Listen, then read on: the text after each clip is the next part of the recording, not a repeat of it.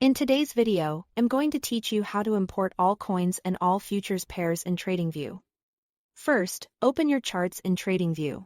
It doesn't matter which symbol you start on, the important part is being inside the chart interface. Because that's where you'll access the tools we need. Make sure your layout is visible and the bottom panel isn't minimized. Next, open the screener. Look toward the bottom right corner or the bottom panel and click the screener's icon. This brings up Tradingview's built-in scanners. If you don't see the icon, expand the window or toggle the panel so it's visible.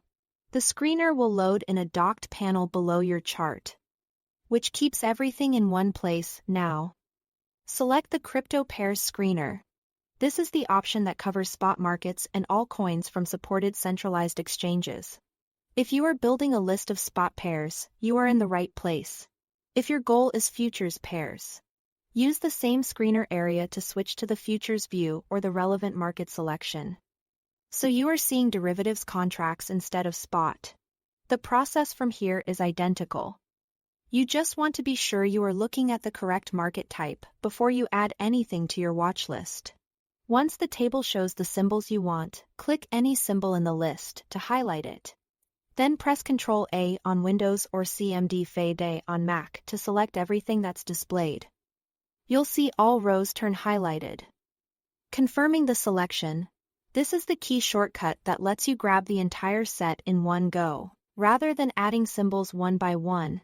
With everything highlighted, right-click anywhere on the selection and choose Add Selected to your watch list. If you already have a dedicated list for these markets, pick it from the menu.